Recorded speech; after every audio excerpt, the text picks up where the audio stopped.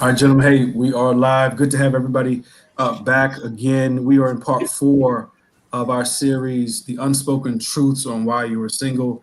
Those who are joining us for the first time, you in for a real treat.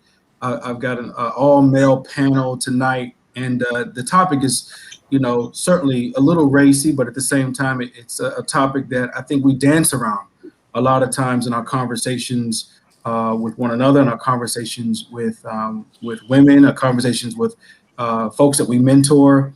And so this show is really one of those in your face. We're going to talk about it. We're going to be vulnerable, transparent, raw, but in decency and not anything wild and crazy. Fred gets off on a tangent every now and again, but we can easily reel him back in. But part four was inspired by our last episode. On part three, we had a few ladies join us, and they discussed a little bit about the truths on why many women in the Black communities of color, while they're single. The Pew Research study suggests that there are many women who are single in the Black community because of a choice, especially between ages 18 and 29. They're career driven. They want to focus on themselves. They're very ambitious. And I think that's a beautiful thing. So ladies, keep doing your thing. But when you get past 29 and you're in your 30s and early 40s, uh, this the studies are showing that women are finding it harder to date. And it's interesting because there's their reasons why it's hard. And I think there's another perspective, which is ours. And so we tonight, as men, are going to talk about one particular theme that did come up in the research study, and that was men tend to overemphasize or men tend to stress sex too early in relationships, in dating, in courting, and getting to know a woman. And so tonight I've got the men on to discuss their thoughts about that. Is the research study, are they right on par? Are the women who were on last week, are the countless women who email our team each week talking about, hey, can you add this next week, or can you discuss this in weeks to come? We want to hear from the men tonight if you personally feel the research studies are correct, that men overemphasize and lean on sex too early in courting, dating, and relationships. And then also coupled with the notion that the women last week who were on felt the same way. They felt that men lean more on their physical, sexual prowess and don't take the time to focus on the other areas in relationships. So we're going to jump right in. But before I do, I want to kind of just introduce the fellas who's here tonight. Up to my right corner is Big Ken. Great to have him on. He's a first time that he'll be on tonight. Super excited Great to about be here. Thank you for having me, sir. Yeah, absolutely. Y'all know Fred, man. He changes his name every week. This week is 250 Shades of Fred. I mean, you know what to expect from him. Fred, good to have you back. Chaz has been one of our frequent guests. Always enjoy having him on. Billy, my brother, this is his second time on the show. He's always dropping knowledge, wisdom. Lupe the Barber, this is your first time on, brother. Super excited about what you'll share tonight. And Eric, relationship whisperer Murphy.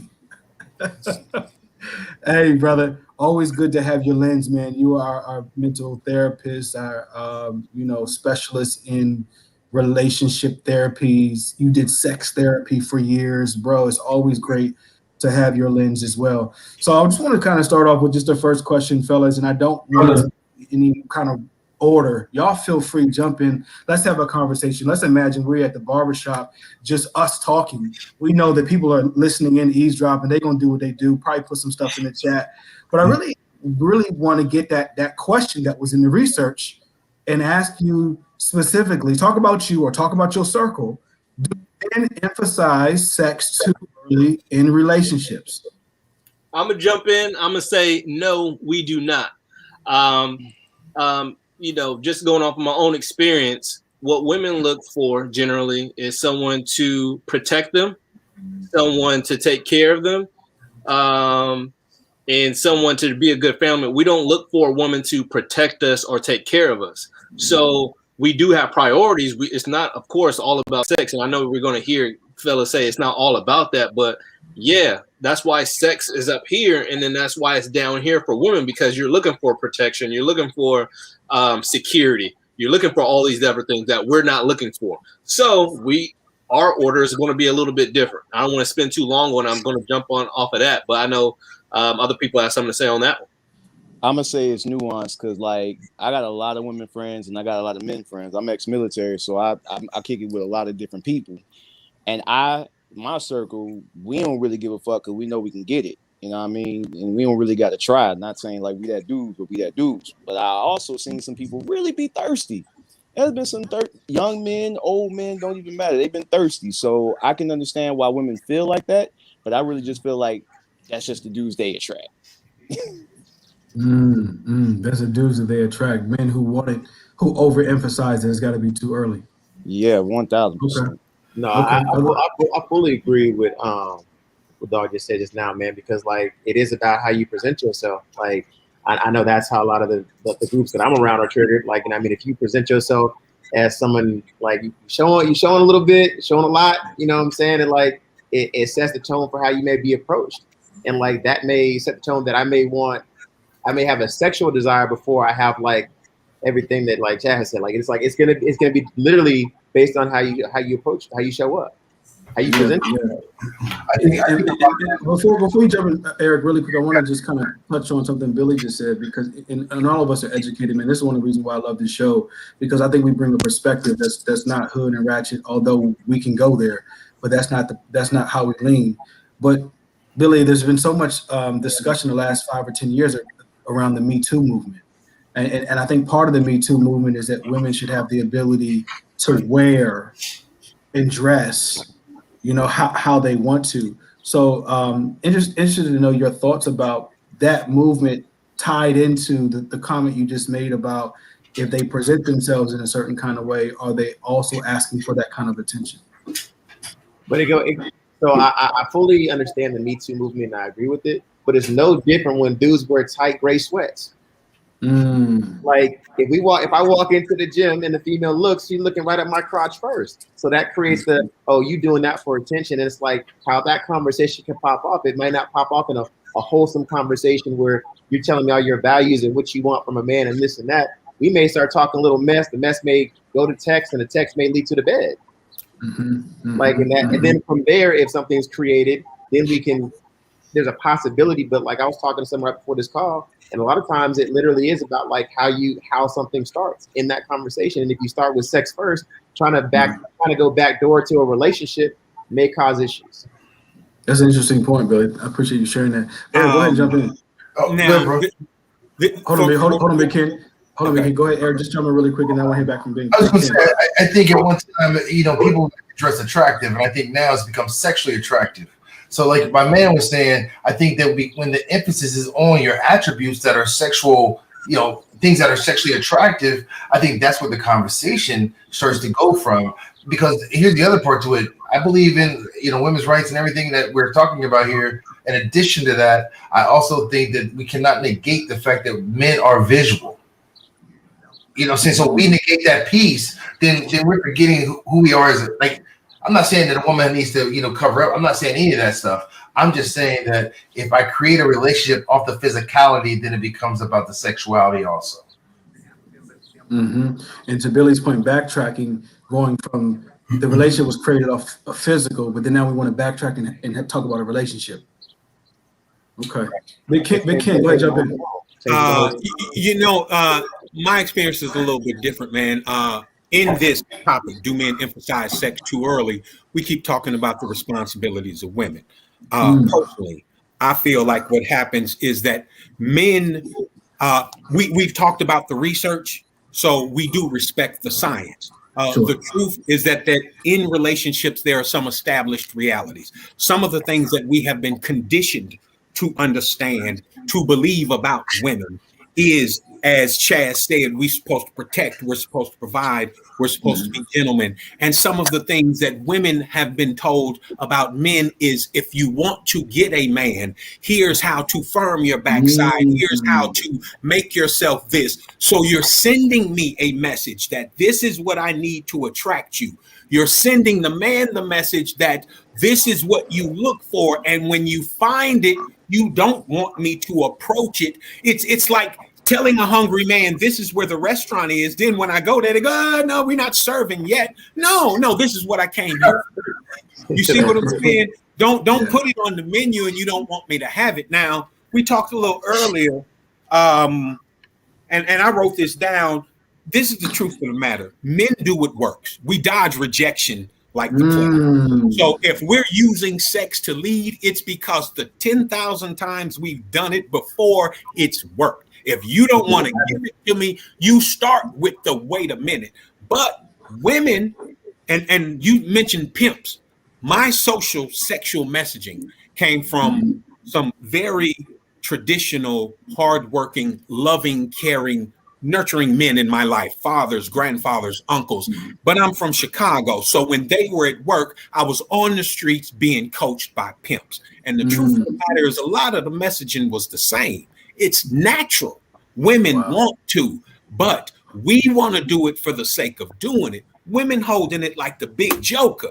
I got, bam, set your ass. You see what I'm saying? Now, you done ran a post on me because you know that that's what I'm seeking. So maybe if you give it to me too fast, then your leverage is gone. So maybe you feel like I'm coming for your leverage too quick. You don't want to start on an even playing field. You see me as trying to take something from you.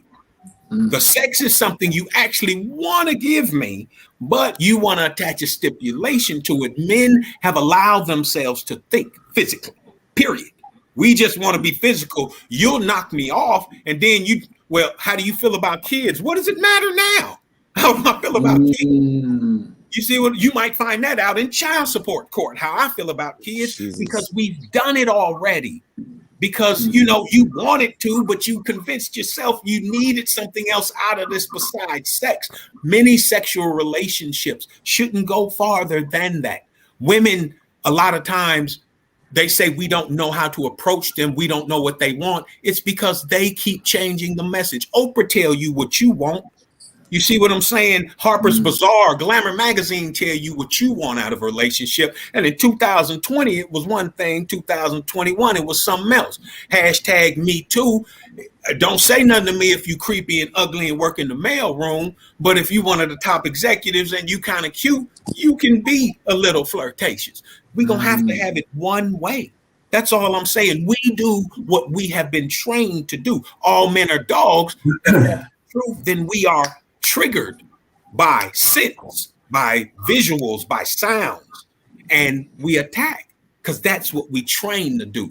So stop dangling meat, expecting me to want to be petted and rub my back. I'm biting.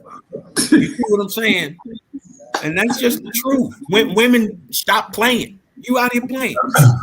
Well, that's 100. That's real. Bro, for real. That was great. I'm serious, man. Think about how many times has a woman shown up in something revealing, sexual, smelling good, looking good, talking sexual, and then you jump the gun and she go, don't disrespect me. Yeah. I can see your area. Oh, that's good. How much respect do you want me to place in that? Where you're leveraging what you think my sensibilities are against how you dressed. You don't know how I'm raised. I might be a savage raised by savages, but I'm supposed to respect something that I've been taught to grab, shake until it don't move, like a pit bull. They'll grab kids or other pit bulls because all they know is that size is what I'm attacking. It's not specific for them. We're trained, and that's all I'm saying. You can't expect us to cut it off.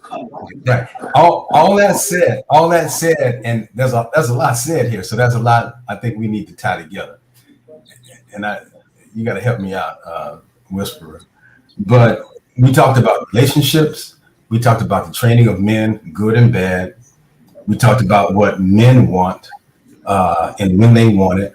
We talked about women, what they want in relationships and the leverage that they have, right? So we have to look at how how today's how is a man's training bad? Because it don't coincide with what women want? No, I think there's good and bad training. I mean, you said you got some of your training, some of your better training from fathers and uncles and grandfathers and stuff like that. And then, frankly, I would rather my son get his training from me than a pimp on the street. Well, there was a couple things the pimp told me. My uncle didn't really know what he was talking about because my uncle ain't never had no hoes. You see what I'm saying? My uncle don't know women because he never was exposed to nobody but my auntie. They was childhood sweethearts, grew up, and all my uncle knew was my auntie. So she ran his mentality. What the pimp told that's not good either. But right, that's not good either. But we can't. That's a different topic. You know, how you deal with women after you're in a relationship is different from premarital sex and how men deal with sex in relationships. That's a different topic. We can get there, and we were talking about that before with women. But right now we're talking about men and the way we approach women and how we prioritize sex initially in a relationship. And this is, I mean, right there we have to start with the word relationship. I heard somebody talk about what women look for in a relationship. Number one, there are different types of relationships. There are relationships where you're friends with benefits. You know what I mean? If a woman wants that, any dude will work, right? Yeah, we're going to focus just on the women who were on last week in the research study, which says that women are desirous of long-term partners, right? And they're desirous of long-term partners. And so the question on the table is, women who are desirous of long-term partners think and feel that men overemphasize sex too early in dating, courting, and relationship. Okay, that's the vein I want to continue on. If you look at today's social mores, the morality that's going on, you talked about women's lib, you talked about equal rights, you talked about the Me Too movement, you talked about, which is actually something different, but you talked about women's liberation and women's increasing sexual independence. All of that has contrived to, I think, have women lose some of their footing when it comes to romantic relationships, because there are more women out here having sex. There are more women that are available, which means that's more of what young dudes want who don't really desire a long-term relationship. They're dudes like all of us were when we were younger, who were led around by our libidos, right? Testosterone driven up until we were 35, 40, whatever it was, where we just wanted to stick and move. When you can find an ample amount of women who are willing to have a fleeting relationship with you or to satisfy you, it means you don't have to settle down with somebody and have any type of long-term or meaningful relationship if you can just get the cookie, right? So that has undermined women's ability to have guys who would come in and say, I better try to get to know this young lady first because she's not just going to sleep with me. That was a time when there were less women who were willing to have sex with you after, say, a week or 3 days or whatever, or that 90 days thing. Chicks wanted to know that you were there for the long haul, that you were in it for some kind of a relationship. Now, when you have more women who are willing to be friends with benefits and that type of thing, you don't have guys rolling up talking about, I'm going to give her some time, because you got to the end of the night and then I'm going to call so-and-so, right? So women have lost a lot of leverage when it comes to trying to negotiate a romantic partnership with guys who just want sex. And women better realize from the jump, you just can't do it. You know, you really just can't do it, because until you know what this guy is looking for, because otherwise that goes both ways though. Like we're now, I mean, I hear where you're going, but at the same time though, like it goes both ways in the sense that like there's so many different factors that are pushing women in that direction to be more savage like men. And so then when we turn them into, it's almost like when we turn them into a savage, and then like they start acting in that way, we're already in that mode. Like, well, if you're gonna give it to me, I'm gonna take it. But at the same time, I don't want to do nothing for it. And so when they get older now, I don't believe we haven't turned them into anything. I think society, things have gotten to the point where no. I think that truly what happens when most men meet women is that the woman or the man don't see who's sitting in front of them. We project onto women that all they want from us is money. So if she mentions anything about finances, it could be, you want to join my investment club. We automatically on some, she a gold digger. She's thinking all we want is sex. So if we go, oh, nice legs, there he go, I need to get to know who you are. You talking right now about people showing up as their best people walk into situations now introducing their best representative. And then you gotta filter through the best representative to figure out who somebody is, but you never know when that conversation is really gonna happen, because if I meet her and it's like out in like DC at like, you know, park on a Thursday, I don't she might be on this is DC, like women up here are savage. I know. Yes. And bro, I travel the world.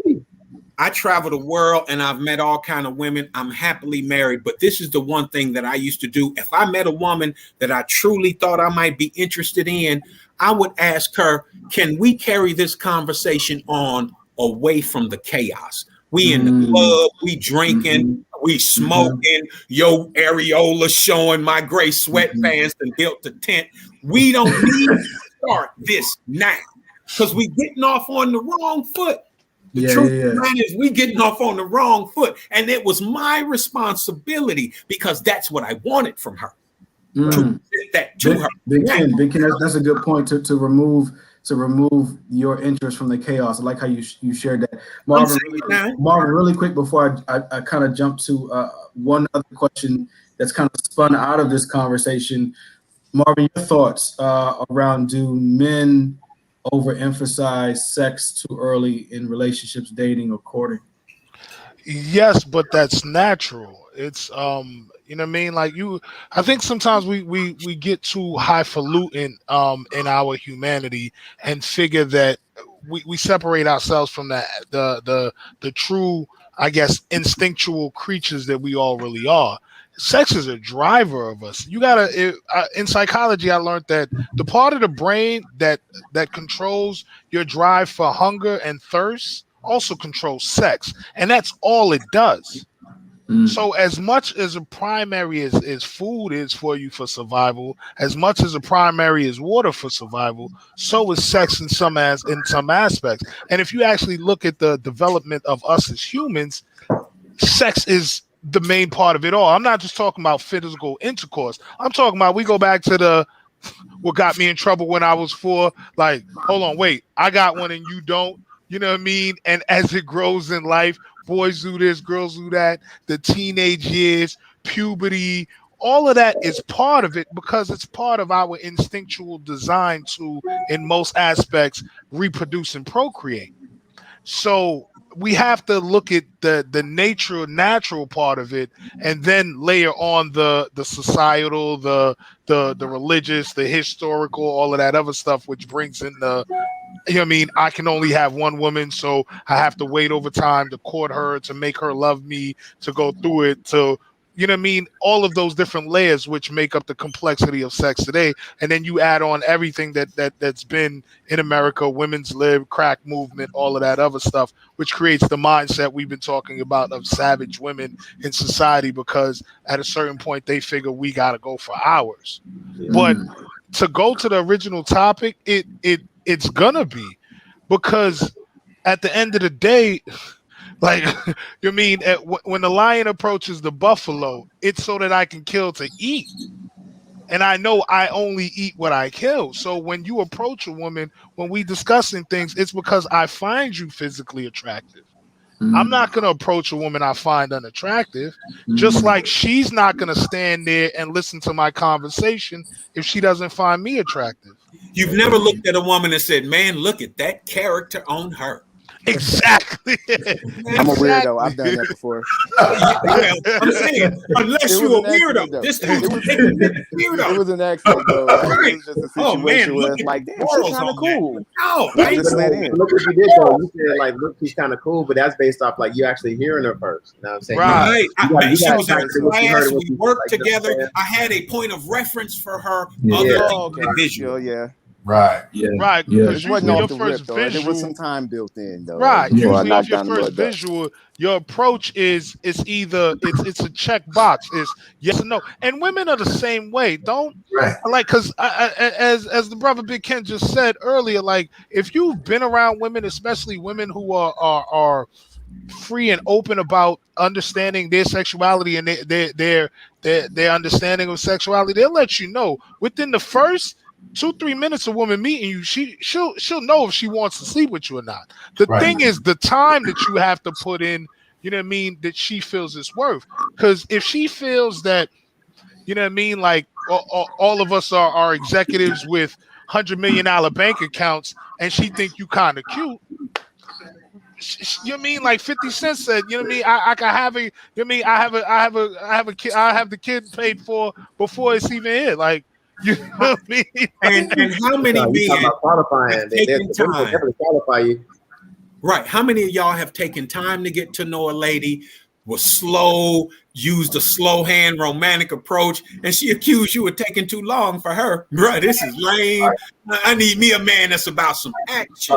I got that twice on the first date because I was I on need some shit one time. I was decisiveness. like, I got a 30 You don't day, seem like you know what you want from me. I like a man who can handle me. I need a man who can take charge. What am I to do with that? Yeah, so I hear the conversation tonight amongst all of you, and what I hear is mixed messaging. I hear that some of us have just gotten a lot of mixed messages, whether they've been from men who told us about sex, whether they've been from women. Some of you have coined as savages because they exist, and women who are very opposite of what savage is, right? They just, we had women on last week who were chaste, women who were not virgins but born again virgins who were waiting until marriage for sex. And so when I asked them the question, how early is too early? I think that question really threw them for a loop because when you're watching television or looking at books like Steve Harvey, I think he has a 90-day rule. And so when I asked the women to quantify how early is too early, none of them were able to really quantify that. And so the question I'm not going to ask you all is to quantify how early is too early. I'm very curious though about the messaging that you've received because it sounds like it's mixed. So for instance, when I was growing up, my father was very adamant about my brothers and I not having sex before marriage. He felt that the sanctity of the household, you have a family, and then also he wanted us all to go to college. And he's thinking if you mess up before college, it's going to mess up your opportunities. All of us were athletes. He's talking about scholarships at play. You're going to have to be at home taking care of your child if you mess up before school. So that was kind of ingrained in all of our heads. However, the first weekend in college, when we're out on the yard and we're having fun, and we're meeting new people for the first time, and that whole notion of let's wait until marriage amongst women when they weren't raised in households like mine, who were more open, more free, and more available on the first night, that was mixed messaging for me, right? And so I'm curious to know from you gentlemen, how was the messaging when you were raised? Was it similar to how mine was with my father? Was it different? Big Kim talked about, there were pimps. How was the messaging? Because I think that if we talk about how we receive the messaging, women can understand also, well, it wasn't like mine. And I can't compare me to you because we came from two different households and your experience is different. But where we can meet is in the middle and actually have this exchange. I got a question. Because the big thing about that, we're all saying true things tonight. Like even if it's just our personal experience, because it happened, it's a truth. I think we all can agree with that. But one question I want to ask the fellas in the room was, out of all the teachings you got, be it from a man or a woman, did anybody teach y'all not to be thirsty? I mean, Because that wasn't even like a word. That wasn't even like a phrase. You know what I mean by that. So, like, I mean, but you know what I mean by that. And Lupe, one of the things that I got, the messaging I got from my mentors, my father, my grandfather, my uncles, my cousins, men like that, was that you are just as valuable as she is. That's good messaging. Respect yourself, black man. You don't need, you could do what she does for you sexually, you could do alone. You don't have to muddle your mind and confuse your energy and your spirit and your connection with Christ through being perverted with what she doing. Because 9 out of 10 times, whatever is driving her is a force outside of you being sound. She's moved by money. She's moved because her kids got to be fed. She's moved because, somebody got to protect her. A lot of times she won't be thinking for herself. It's up to you to be the clear-minded one and think for the both of you. You only choose women that you looking to settle down and have. If you can't leave her alone with your kids, she don't need to be in your life. If you worry about her when you're gone, then that's not the woman you need. Find you somebody help you sleep sound at night. And then the question is, what does sex have to do with that? So I hear all that, Ken, but it's like that was, I know I talked to a lot of men about mental health, how they are raised and all kind of stuff like that. And like, that was almost now I think we're going to like generational raising. Like, what I'm saying, what you heard, because what I heard in my household, it was respect women. It was like, treat them proper. It was all that good stuff. And like, be careful when you have sex, and like, we'll come to sex. But I literally asked a question of the day. I do it on Facebook every day. It said, at what point in your life did your parents teach you how to treat your partner, how to have a healthy relationship, how to be a good partner, or as an entirety, how to date? And everybody said trial and error. Everything was trial and error. I had to figure it out on my own. So like, my folks did it through modeling examples. What my father told me about being a man, he modeled that for me in front of me. What my grandfather said about finding a woman, he sought that out in my grandmother and brought her home. That's what I'm saying. These were things that I saw happening. And with the women who, and what it did to me, the perverted part I think it did to me is the women who were willing to have sex with me early, I deemed not worthy of marrying. They might have been solid people. They might have had some wonderful character, been strong, hardworking women who just was a little hot that night. But that shaped me. If she'd hit me off tonight, she'd do somebody else like that. I may have just been somebody she loved, but I was unwilling to believe that. I doubt it. And that's what I'm saying. That was my conscience, Fred. That was my mentality. Ain't no way I'm the only one she doing this with. That was your unconscious. Let's hear from some other gentlemen. You shared your messaging. Let's hear from everybody else. I really want to kind of just create this cornucopia of messaging tonight so that we can share with our audience that there's more than just one message that we've received as men about sex and relationships. Jay, one of the things I want to say, the message I received growing up was a little different. I had a bunch of female cousins, so the message I only received was never get played out, and don't let somebody don't allow a woman who's not. Let me say this. The best way I can say this is, I always knew that I was worthy, and if I knew that I could have sex with you, that's one thing.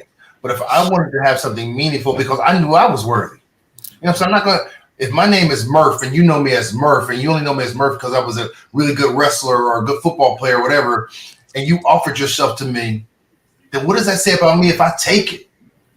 Like, so my messaging I was taught when I was a young dude was, if you think you that dude, then you need to attract that chick. And that chick is not somebody who will come easy. That chick's want a conversation. She's going to be thorough because you got to know you thorough enough. Now, there's also those people that in my life that when we talk about sexual messaging, that if you knew what it was and I knew what it was, then we understood the role of this. You helping me masturbate, I appreciate you because I'm gonna help you masturbate too.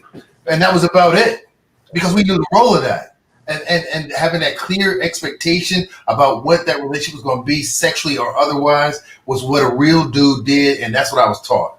You don't play games, conversation. I appreciate that, man, because that's what I'm saying, man. We make this more complicated than this. There's some interesting variables here. There's some stuff that's probably never going to change, like a man's libido, especially when he's young, right? And a kid's libido when you're young is going to trump good sense a lot of times, right? And a lot of young women are going to fall for somebody and do some things that they shouldn't do as well. The sexual and social education and socialization that goes into it has a huge impact on us all, right? As far as to how, whether or not you appreciate women, respect women, admire women, really do love women, or if you just, this guy's going around having sex with women who don't even like women, who don't even respect women. They just want to get their rocks off. It's that simple. There's misogynistic men who are married and got kids and can't stand their wives and hate women. But the point is, we're overcomplicating this because sex shouldn't be the factor that we make it as early in the game as we make it. Because yeah, it's important. Yeah, it's a beautiful thing, right? It really is a beautiful thing and not just a physical act. Right? Don't look at me like that. You need to listen. You should listen to me. Man, I'm saying come on, bro. No. Libidos don't mature. Circumstances change. You've been running. You ain't out there knocking them down. It's because you got things to lose now. Young fella. You ain't trying to get Drake jail. But that's why. Nigga, shut up. Listen. That's why this shit. See, you know, made me cussing. I'm trying to quit cussing. Damn it. My bad. That's why you got to take something as volatile as sex off the table immediately, because sex is a trump card, man. If it's real good and she's doing all this and her body banging and boom, boom, boom on this, you may make a monumental mistake, right? And she may end up with somebody, a damn axe murderer or a serial killer, who knows, simply because she gave it up. And now all of a sudden you are somehow connected in a way that you never would have been if both of you had waited the 90 days or 120 days or whatever it is. But the bottom line is this, man. If you want to have some type of a long-term real relationship, you have to rein it in, slow down, look for quality stuff in people, and not just say, well, I'm going to wait and I'm going to give it to him. The whole point of it is not when you're going to give it to him or not when you're going to get it. The point is when you figure out who the hell this person is. You got to figure out who this person is. And if you let sex interfere with that, you're going to blur the whole landscape, man. To your point, Fred, real quick, like to your point, like I felt like I was raised in a good home as far as and understanding sex. But then at some point in my life, as I got older, sex became the priority and it became more important. And it wasn't until I started seeing healthier relationships, and I actually got down into like my late 30s that I realized that like, oh man, maybe I got to do things just like you said. Maybe I got to not have sex first, and I got to get to know her a little bit different. I got to understand who she is as a woman, what she wants, and we got to create these values. Because when I started thinking about who I want to be with for the rest of my life, I started thinking like, damn. If I feel how I would be right now in the year, am I really going to like this person? That goes back to relationships. But Fred, this is what I'm saying when it comes to the relationship thing, and the particularly sex and how it to relationships. I'm the type of guy that I genuinely want to build a connection with a female till she tell me she got a 90-day rule. I didn't want it before 90 days till you told me I couldn't have it before 90 days. Now you done bought the competitor out in me. I got to see if I can beat your timeline.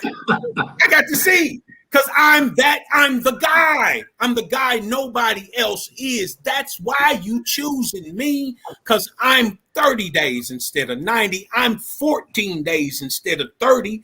That's who I am. And once you put the timeline on it, I got to beat that time. Well, nobody's going to tell you that. Nobody's going to say you got another 45 days, bro. You know that nobody's going to do that. If somebody does, you don't want anybody to. If you've ever heard of the 90-day rule.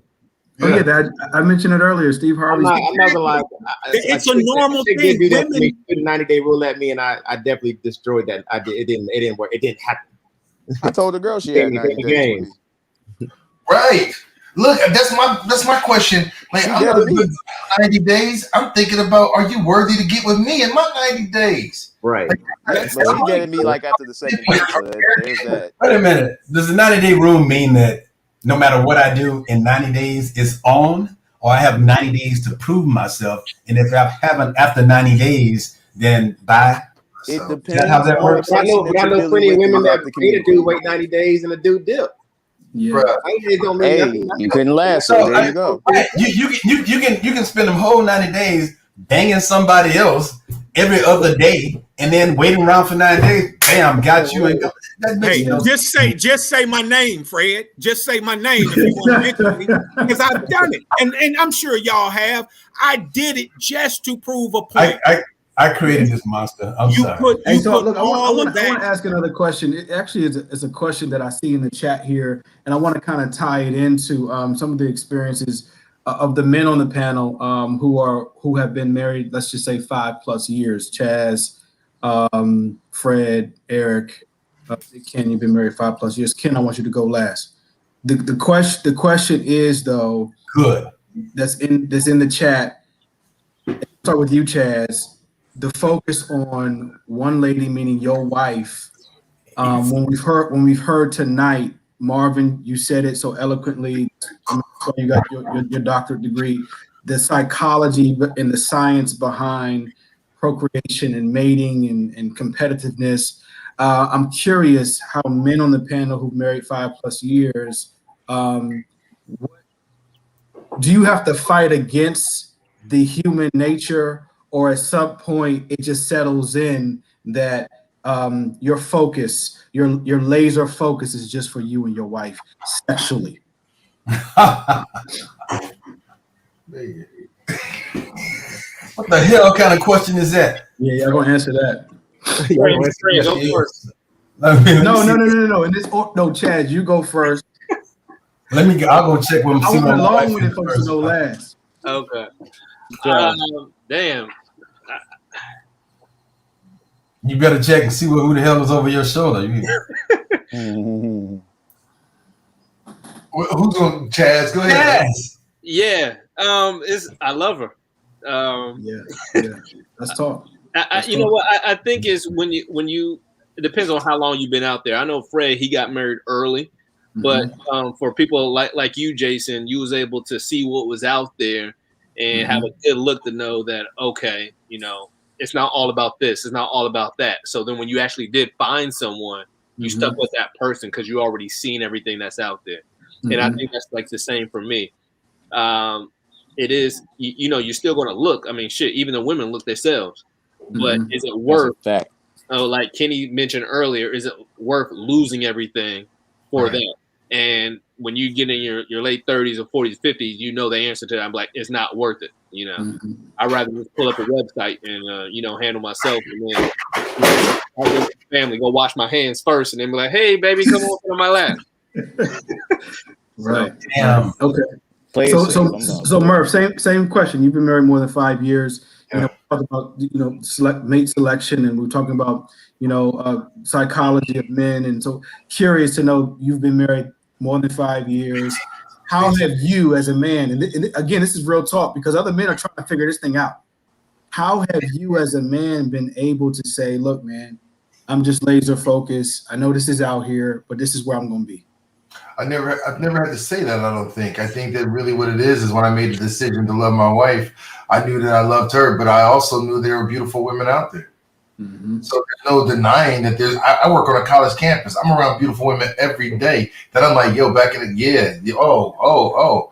But I don't. The thing is, you don't covet, and you don't reminisce using that person as somebody you're reminiscing on. You know what you have, and honestly, like this young lady, Miss Wright, said up here, I'm a firm believer in something. New P don't cook. New P don't care about my day. New P don't care about my interaction with people. There's two things I think are old friends and familiar sex is better for me. I don't need the drama. So I think the fact that I knew it was drama, I think that's really, I can say I admire that. That's really a beautiful person. And I'm quite sure they have a wonderful sex life. And that's it, bro. I don't think about me in it. I don't need to. I've been there, done that. Like, for real. You know what I mean? Yeah. Now, that was a comment, my boy from undergrad, man, Daylin. That's Daylin, right? He made that comment, man. Chris Walk said the best, old P versus new P. I remember that stand-up comedy show like it was yesterday. But yeah, Fred, then Kenny, curious, man. Fred, you've been married since you was 19 years old, bro. And I think Chaz made a great point when he said there are some of us who have been able to kind of be out here and as Coming to America alluded to, sow our royal oats and then figure out this is what I'm going to do now. And some like you, Fred, at 19, you didn't have no ability to leave Zamunda and go to New York and sow no oats, right? Queens.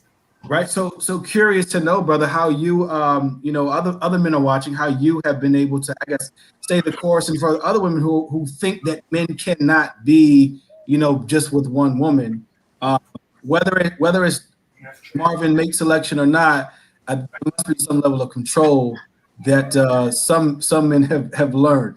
Fred, curious to know about you. First of all, I'd like to take a short pause to say this episode is brought to you by our sponsor, the Mo Better brand duct tape, because the Mo Better makes it Mo Better. All right, now that I got that out the way, yes, the Mo Better brand duct tape. Fred, get to the question, man. Listen, look, man. Studies have shown, and I hate to get all scientific, but studies do show that your premarital sexual attitude has a lot to do with whether or not you end up having extramarital sexual relations, right?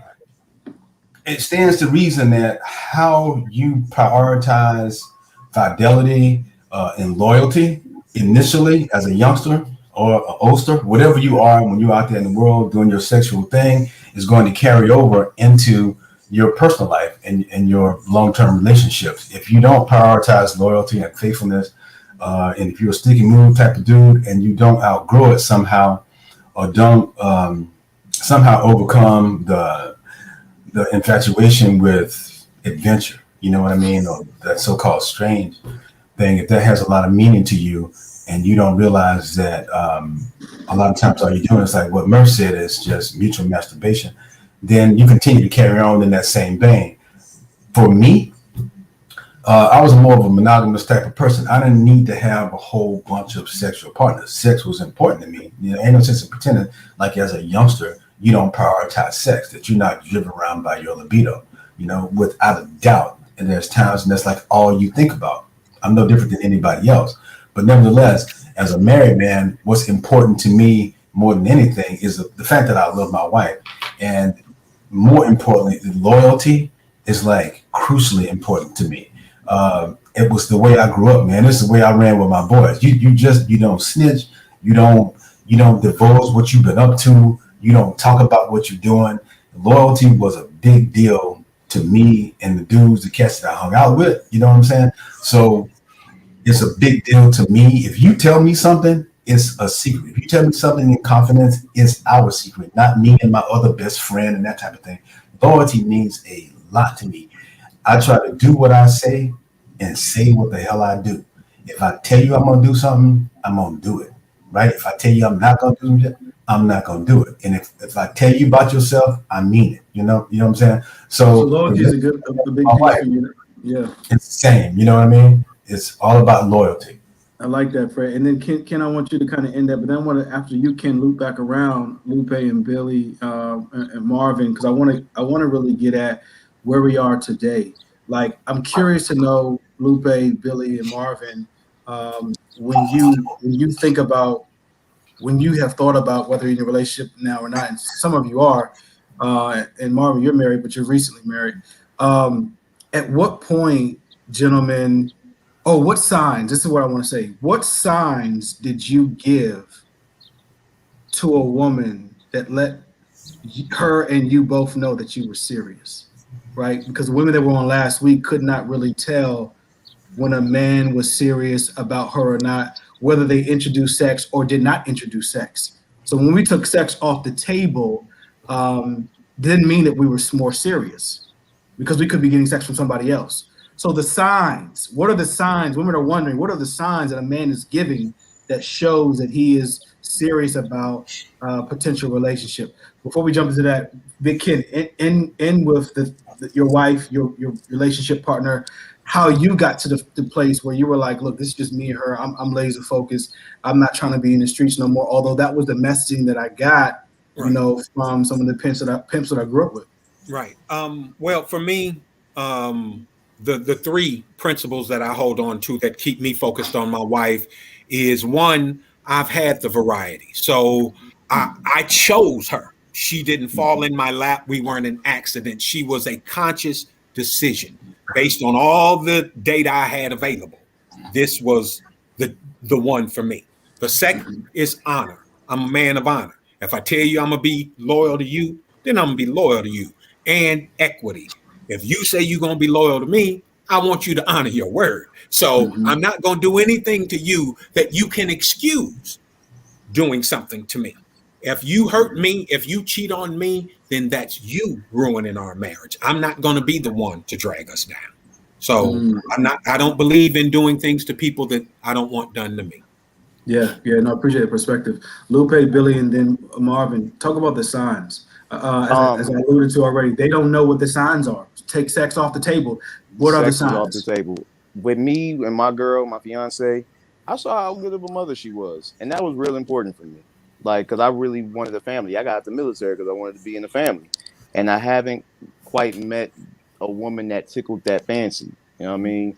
And that's a big one for me. Like, my girl's not the most perfect, and neither am I. I'm not trying to make that the big thing, but my thing is when I saw how she was raising her daughter by herself, that hit something with me, and I wanted to cultivate that. So anytime she asks me, like, are we exclusive? Yes. Are we going to be a couple? I'm like, I would like to work to get there because I don't want to put a title on anything. But as far as me fucking anybody else, I'm not. You're the only one. I'm willing to build with just you. And that's what it was. Whether she believed me or not, I was really forthcoming and honest with what I said and what I was doing. And here we are, 5 years later, almost 6. Okay, Billy, the signs that you as a man give to a woman, because I think that women are missing it. They don't know when a man is serious or not serious about a potential long-term relationship. So I can honestly say for me, like my mindset changed. And so like the person I was even like 2, 3, 5 years ago compared to who I am now, in therapy, working on my mindset, working on my heart, my whole conversation around the idea of what forever looks like is completely different. Like where sex isn't the main thing. I actually want to know that like we get along. I want to know that like we actually have similar things in common. I want to know that like we're really equally yoked in that thing. So like I can say that I've always asked every single one of my friends, and I'm glad the brothers on the call said this.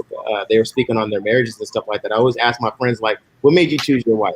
Like what was the it factor? Like because I'm always, it's not about me finding the right answer. It's about just understanding like what the thing was. Of course, everybody's answer's always been different, but at the end of the day, it was like they stopped and they made a decision.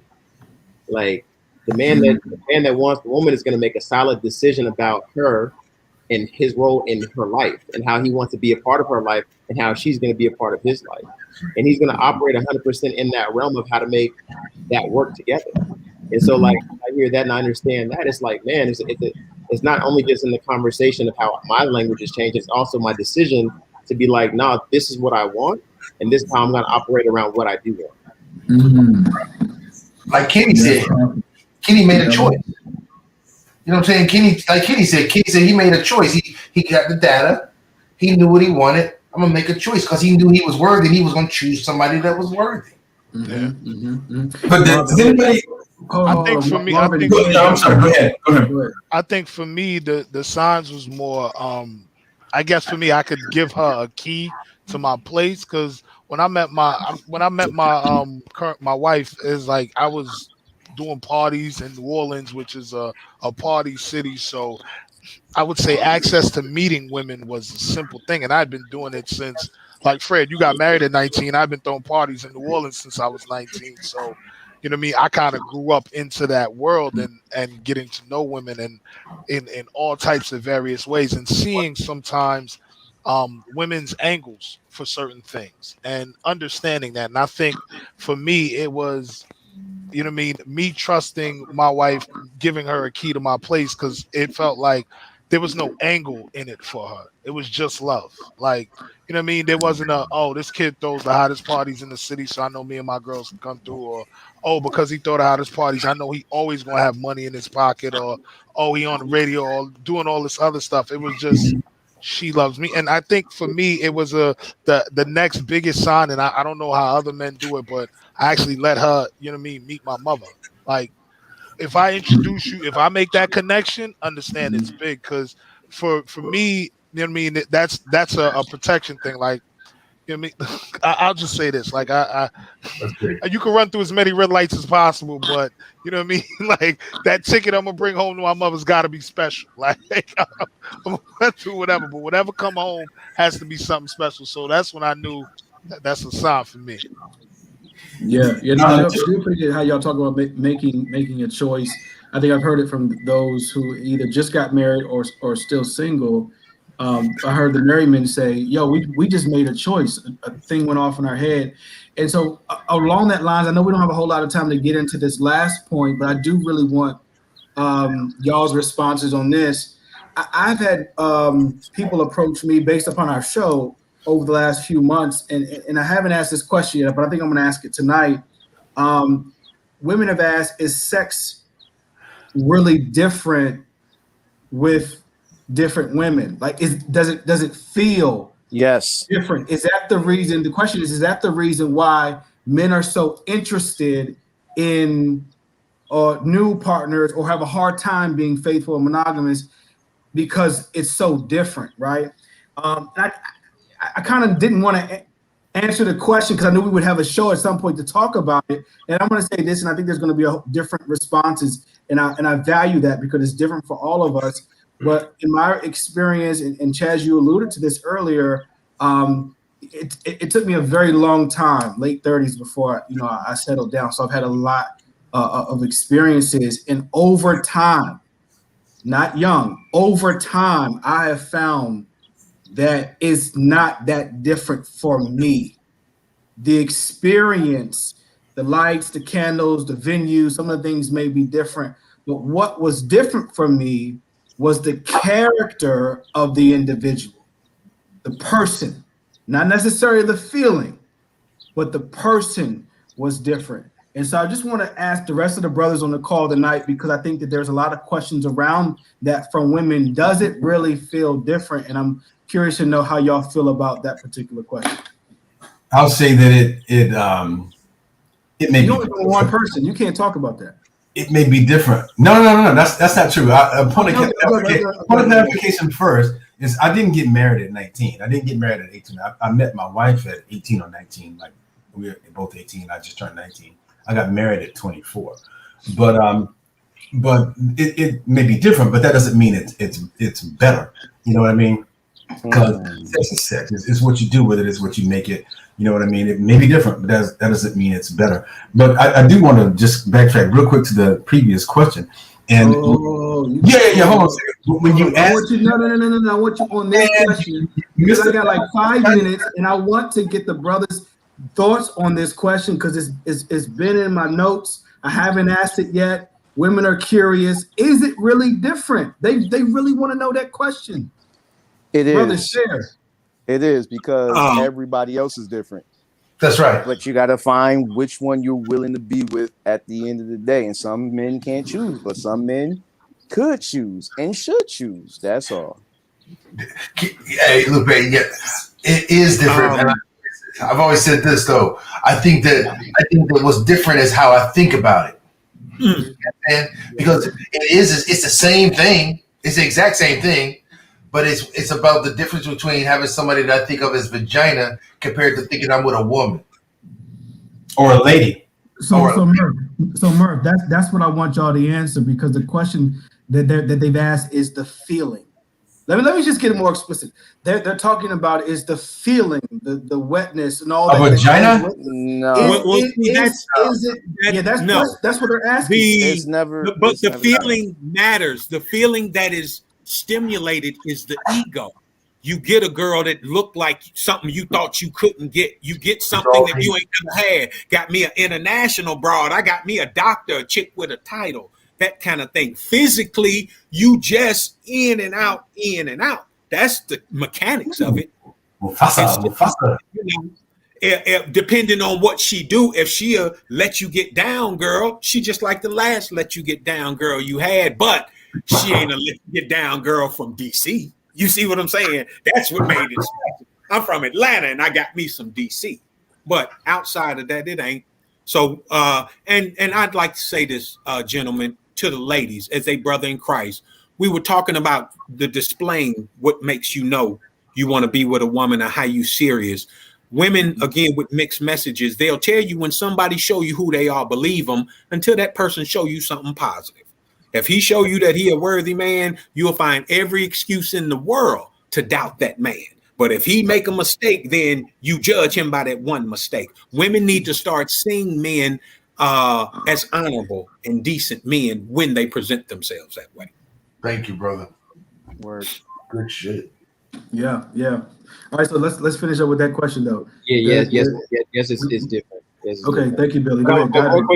real quick, it is different based on like what the brothers just said. But what I like to say is energy, like how your energy present yourself. Yeah, the features might get you, but if your energy some bullshit, the pussy might be wet. You know what I'm saying? But your energy on 1,000, like I think of it like from energy and connection.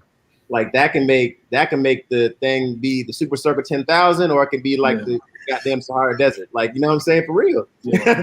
Like the in and out ain't no different, but at the same time though, the energy that she presents and how she shows up can make it like literally on some like dope shit. Like I've literally had conversation before was like, you know what? If we didn't have a connection, you know what if the only reason the sex is good is because the connection is good. What if the sex was bad? The sex would be trash. Yeah, I don't think women ever heard men talk like that. That's the reason why I wanted us to answer this question, because Big King, you talk about the mechanics, right? The in and out, back and forth.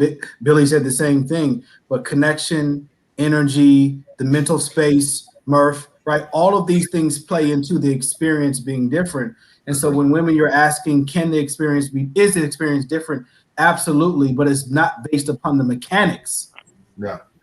It's based upon all the other things that go into it. Here's the other part to it, Jay. There's also the vulnerability that a woman like Bobby, like Kenny was saying, Kenny was saying, is she willing to do this and this and this and this, maybe to explore herself? So really it's about a vulnerability too. And that's why sometimes this sounds messed up, but I know a lot of dudes who like wounded women because they down to do whatever. And I've heard that. Nasty. You gotta ask yourself what you want. Do I want a woman or I want don't be finding up like y'all and you know you can talk you can change if you want to. No, bro. I'm not there no more. That's true. We used to call it looking for the LSC, the low self-esteem. If we could see it in our eyes, we knew we were on that night. I caught that LSC in her. That's what I was going to point to earlier when we was discussing about learning about sex. Because my father, I learned about sex differently. My father had to catch me from running out the door. Like I said, I was 4 years old when my father got the call. Like, yo, he's playing body parts with another girl, and he had to wake up out of sleep to come bring me home from school. And it was one of those. I thought I was going to get whooped, but it was one of those. Listen, Marv, this is what we do, but you got to slow down. You're too early with it. But as my mother taught me about sex, it was like, I know you're your father's son, so you're not going to be a virgin, but at least try to get married before you start having kids. So don't have unprotected sex. So I actually honored that. And as much as we ran through, I waited till I got married before I pulled it off. So that as part of that conversation, the difference I would know, just because I wanted to make sure that I had that match. Because the last key, like Kenny almost, that I learned from in the streets was my college streets. And being a psych major, when you sit in class with a lot of young females, you learn that outside of just the sex, there's some emotional beings on the other side of that. And you don't want to tick that off. Like, I grew up in the Left Eye days where she burnt down Andre Rison's house. Like, you know what I'm saying? Like, you don't want that. Like, you mean thin line between love and hate, bro? I'm not trying to see that. And I've seen women go there. Like, even in non-sexual situations, I had this when I was in college. I had a girlfriend, but there was this other girl that used to just stalk me. I ain't take it down to nothing, but every time me and my girl would be in a corner, she'd be standing in a random third corner just looking at us. Like, you just sit there like, yo, son. But it's one of those, she latched on to me some way, and then it just became a thing. And in my head, it was like, yo, if I took this down, she probably had my bunny rabbit burning in the kitchen in the morning. I'm not going to be ignored. Exactly. And I don't want that. Like, I don't want that kind of pressure, stress, or relation. So I think it's the balancing thing. Like, you don't you want to make sure that at the end of this, that you don't make this 30-minute decision ruin the rest of your life. Because at the end of the day, with sex comes responsibility and control. And I've seen cousins who were within my peer group, but just a little bit older, have kids young. And then that woman, because they were both 16, figured, you know what? I'm going to destroy the rest of your life. Yeah. Everything that you do, you're going to have to account to me for. Yeah. And me being 11, 12 years old, you're like, hold on, wait. I Nah. don't want none of that smoke. No part of that Real quick, to Marvin's point, my mentor told me that when I got to college, though, dead ass, like my mentor and college coach, he told me, it's like, hey, never put yourself in a situation where you turn around and be like, man, I should have kept that nut. Oh Lord. Straight up. Oh Yeah. Hey man. Yeah. Hey, look. We about to close out, but I love the fact that we tonight talked about just the messaging. That's how we started this conversation. Where did you learn about the messaging about sex? I mean, this research shows that men are just more aggressive, and I want to say in the Black community, because the large majority of women who are single but desirous of relationships happen to be in the Black community, right? And so when we look at Black men compared to Black women, education level, gainfully employed, and a few other variables, there are just more Black women who are more educated, more gainfully employed, making big bucks, moving to urban areas like DC and Atlanta. But the numbers there well outnumber men. I think in DC it's 10-1. In Atlanta, I think it's almost 20-1, right? So there's just great opportunity in urban areas as far as jobs and careers and upward mobility. But when you think about relationships, I find that in those urban cities that many women, and this is sad to say, but many women are recycling these men. I mean, there's just so many women amongst a small group of men. So I hope what you heard tonight, women, that there's just a lot of different messaging growing up when it comes to how men are taught about sex. But also, if you're not sitting down with him having a discussion about what it is you desire, what it is you want in a relationship, you can't go into it thinking that just because he took you out to dinner and bought you some drinks at a happy hour, that means that he's ready to date or court you. Those aren't the signs that we send. And so when I asked the gentleman tonight, what are the signs for when you're ready for a relationship? You didn't hear happy hour. You didn't hear late night, come through, it's midnight, come over, here's the address. You didn't hear that. It doesn't mean that relationship couldn't come from that. But when I asked the men tonight specifically, what are the signs to let a woman know that you're desirous also of a long-term relationship, there were some key points that we heard. They made a choice. I may have played the game, I may have been out in the streets, but now I'm making a choice, and I want to deliberately spend my time with you. I also heard one piece, and maybe we'll get to another episode about this. But Billy, I'm glad you mentioned therapy. I know when I got back to West Virginia University for my PhD, Murph, we had known each other prior to me coming back for my doctorate degree. But in the first 6 weeks I was on campus, I came to Murph's office, and he, therapist. And I spent a lot of time with him in my first year, a lot of time on his couch as a Black man, just didn't have no one to turn to understand this journey that I was on, trying to get this degree. I know nobody who had one like me, but I was just struggling on the inside with some other things, right? And so I think it's important for us as Black men to normalize and to humanize us going to see a therapist. Yo, brothers, we carry a lot of stuff that we've just been told from, again, messaging, not to share, not to put out in the streets, keep all that stuff on the inside. And I think it's really done us a disservice. And so I would encourage all the brothers, man, who are watching, sisters, if you're watching, let the brothers know, like, yo, there's nothing wrong with going to get help. Ain't nothing wrong with sitting on the couch and having a real transparent, vulnerable conversation about you. Because Eric never talked to me about him. He let me talk about me. And that was the first time in my entire life, my entire existence, I got a chance to talk about me. And it was healthy, and it was something that I needed. So I just wanted to make sure I kind of ended with that piece. Billy, thank you for bringing it up. I hope the brothers on the call, hope you all are seeing someone. We all need to see somebody. And I think that some of the messaging that we receive and some of our experience, since we're talking about sex, some of that stuff, man, has damaged us. Right? I had a conversation with you, Murph, about some of the damaging things I've learned in my life related to sex, man. And so if we don't get a chance to work through that, we carry that messaging into all our relationships. And so women, when you wonder, why is this man this certain kind of way? Ask him, hey, you know, I'll go with you. That's right. They want to know what's with the duct tape.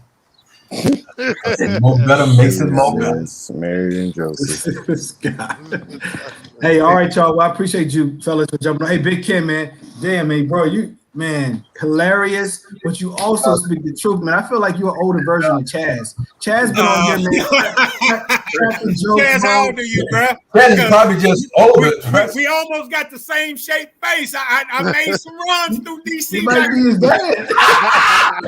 I made some runs through DC. Chaz, what's your last name? Bradley. Yeah. I suggest we stop now. Hey, let's do a private chat. Hey, yeah. Let's do a private chat, nephew. Oh man. I created this monster. This is my creation. Yeah, I have to take full responsibility for this. He's Man. responsible, Here, man. bro. I'm honored, Me and school went to college together, man. We went to Southern Mississippi together. He was a child. He was a kid at the time, a baby. And bro, I'm very honored to have been able to share. I was telling Fred that I host a show I'm launching this month called Guy Show. The premise behind it is that you can be free to be a he on my show. Men matter too. A lot of the messaging that we get is we're being told how to feel by people who aren't. We're being told how to feel as black men by white men. We're being told how to feel as men by women. And how do you know? My mother, my grandmother, they were angels, but wasn't nothing they could tell me about being a man because they had never been there. So I would love, if at all possible in the coming future, to draw on this resource of knowledge and experience to discuss some of these topics further, because the raising daughters, man, I've always thought that not only is raising daughters tough, but in an age where Megan Thee Stallion was Entertainer of the Year, that's an extra weight to carry. You see what I'm saying? When Swallow Me, Gallow Me is what you aiming for. Hit that little dangly thing in the back of my throat on the radio now. It ain't like it just got on the record. Exactly. It's on the radio now. That's what girls are aspiring to. Yeah, it's how tough. do I keep my girl off the pole? You're right, man. It's tough. And we had that series almost 6 weeks, man. And Chaz has 2 daughters. I have a daughter. Murph has a daughter. You know, Fred has a daughter. Ken, I don't know how many daughters you got. Billy, I don't know how many daughters you got running around. I'm joking. But there's just a lot of us with daughters, man. And I think, to your point, Kenny, you know, we can't shield them from watching the television. And you know, when we look at the research, we know that at 13 and 14, our daughters stop latching to their parents as their heroes, so to be. They link to their peers. It's the influence of their peers now. So what are their peers doing, right? How are their peers getting down? You know, how do their peers' parents treat them at their home? My pops was very, very clear. Look, man, y'all want to have cats over the crib? Cool. You can invite as many cats as you want over. But I ain't letting you go to their crib because I don't know what they be doing over there, right? So our home was the hangout, man. Basketball team, soccer team, football team, all the fellas stayed at the crib because my dad knew what he was pouring into his sons, right? So we have to be very careful even with our children, letting them go play and hang out with certain other girls and other families because they might not be pouring into their children what we are. And social media, as you mentioned, Ken, man, it's a beast, man. It's undefeated. The internet is undefeated. It is. Chaz, you got 3 daughters. 2. Tell them Paw say hey. He's stupid. Tell them Paw say love him, baby. Paw love him, baby. Yes, he do. Paw love them babies. Hey, so look, Ken. Hey, Ken, real quick. I love them too. Huh? Ken, this is Chaz's wife who made this comment. She said, "Hey, father, Stephanie. Stephanie, wait a minute. Hold on, damn it. Stephanie, do not encourage this fool. Do not encourage this fool, Stephanie. Y'all come on down for the 4th, man. Let them bring them babies. Hell. The sad thing is, the kid is probably not even old as Chaz. He just ugly. Stephanie's like, this is payback, because that's usually me getting on somebody. Now he's going in. I don't got nothing to say. Hey, Biggie. Hey, so look, great show, fellas. I know I went over a little bit, man, but I appreciate part 4. A lot of good information to take to part 5. Ladies who were on the show last week, if you're watching tonight, thank you for inspiring this show. It was really good just to have the brothers on, talk about their truths, talk about how they got into their relationships and their marriages. I love what I heard when I heard several of the men say tonight, I made a choice. Simple. It wasn't no algorithm. It wasn't no equation. It wasn't no if-then conditional statement. It was, I made a choice and I choose you. So ladies who are still desirous of a long-term relationship, the question that you need to ask yourself and ask the person that you're possibly dating is, are they going to make a choice on you? And if not, keep it pushing. Because if he does not make the choice, he ain't interested. There you go. Forget about the 90 days, baby. And don't leave, and don't be choice number D. You need to be A. Don't be all of the above. Just because you on the list don't make you special. You need to be at the top of the list, ladies. If he ain't got you at the top of the list, he ain't serious about you, baby. Hey, Kitty, a franchise, right? Got to be a franchise player. Got to be a franchise. I used to tell them all the time, now you can be the start and play on the team, but ain't but one coach now. When I kept them in a rotation, everybody coming off the bench. Everybody. And every season, we renegotiate contracts. I ain't holding nobody. I ain't cuffing. Yes. Hey, game ain't dead. Y'all just scared, bro. For real. Look him up, y'all. He gets paid for this. That's what y'all don't understand. He gets paid for this. He's a professional. Speaking of which, I got a show tonight, man. I'm going to have to run. And when I'm in y'all area, bro, we're going to have to hook up, man. Yeah, you got something to say, man. When you come up, stop bull jobbing around, man. Come on up here and entertain me. All right, keep it great show tonight, brothers. I appreciate y'all, man. Y'all take care. Have a great week, fellas. All right, man. Peace, man.